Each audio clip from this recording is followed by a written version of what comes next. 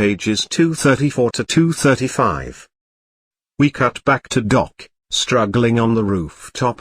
This cross-cutting follows the movie, which is great, because it's building suspense nicely. Show a problem and then cut away to another problem before the first one can get resolved. It's all going foul for our two heroes. Doc's on the ledge of the clock tower and almost falls off. Check this out. He had his foot poised to take another step, when he heard the sound. It was the crunch of rapidly disintegrating stone. But he catches himself by hanging from the clock tower's minute hand, which, if you watch closely, is foreshadowed in the very first scene of the movie where there's all them crazy clocks. He catches the cable with his foot, pulls it up, and gets to safety. But when he tries to connect them, suddenly the cable isn't long enough because there's a tree branch on it using up all the slack. How the hell did that happen? Doc groans. Gipe describes this tree branch as the cause of his dilemma, but oh Gipe, that word doesn't mean what you think it means. There's no dilemma here. A dilemma is a problem with two equally unsatisfactory solutions. Dilemma. The nearest dilemma I can see is whether to leave the cable stuck or not. It's a real puzzler, that's for sure. Anyway, Doc solves this puzzle by pulling on the wire hard. He gives the cable a tremendous yank. And the cable pops out, and he can connect it at this end, but it's now disconnected at the other end. Good. He yelled, and then, damn it. Doc then realizes his only chance is to slide down the wire to connect them at the other end. He doesn't have time for the stairs. And so he slides down. Unlike the movie, dude's not wearing gloves, so he felt his hands burn but held tight until his feet struck the solid earth. Pretty badass, Doc. Screw the pain. Pages 235 to 236. Books can be no better than the movie, but man, this movie is so much better than this book. In this scene in particular. This whole action bit, which lasts for minutes in the movie, gets disposed of in a couple of paragraphs. Disappointing. So we're back with Marty in the stalled DeLorean, which won't start, and then he tries it again and then it starts. So that was easy. This, it didn't start but then it did. Solution sidesteps the Marty slamming his head on the steering wheel and then it starts. Gag in the movie, which was nice and baffling and cute.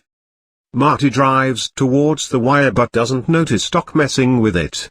Gipe again pretends he's from medieval times when he writes this as. So intent was he that he failed to see the figure of Doc Brown as he raced towards the lamp post. Which means we don't get Marty anxiously whispering Doc as he speeds towards him, another nice character moment from the movie. And here's the craziest part, just as the lightning strikes in the movie, Doc reaches the wire and connects it and gets blasted backwards by the shock. That is how electricity works in movies. Did you know that? Clearly they had that in the scene description for the script, but clearly Gipe didn't understand what he was reading at all. Less than a second before the spectacular bolt of lightning struck, Doc plugged the cable in, spun around, and fell backwards. Glancing at his speedometer, Marty saw that the car was moving at 88 miles per hour. Then there was a terrific crash of simultaneous lightning and thunder. Yep. In Gipe's version, which presumably he thought made perfect sense, Doc plugs the cable in and then just spins around and falls over for literally no reason at all. It's amazing. Inside the DeLorean, Marty thinks, my God, I've been nuked. Which makes exactly this much sense, none at all, and probably a line left over from the first draft. Then the DeLorean kicked forward as if it had been thrust into orbit, and blackness descended. We're left with Doc, who just saw the car disappear, seemingly enveloped by a yellow mist. Yellow mist? I guess they hadn't quite nailed down the time travel effect yet. The sight of this witch made him leap to his feet and let out an Indian war whoop. He shouts, we did it. It was impossible, but we did it. And Gipe confirms that for us by saying, it was true. As if swallowed up by the earth or a giant hand from above, the DeLorean was gone. And here we go again, Yes, every time the narrator confirms what a character we have no reason to doubt just said, an angel gets its wings. Good luck, Doc Brown breathed. I'll see you soon enough. I hope. And that's it for the chapter. So what makes the movie version better? Besides the action being better realized and more exciting? So exciting that the movie cheats and has Marty flooring it in the DeLorean, twice. And the lack of the crappy lines? After the DeLorean disappears, Doc doesn't say anything, he just cheers and runs quietly down the street. It's a terrifically put together scene.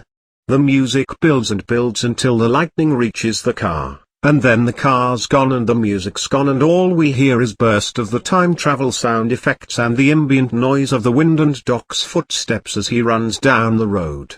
It's a terrific, quiet ending and the contrast works really well with the thunder and lightning and temporal explosions we just had. And then that last shot. The music comes up again, quietly, and Doc smiles and looks up to the clock tower with his crazy happy grin, and we get a POV shot of the clock tower scene from where he's standing.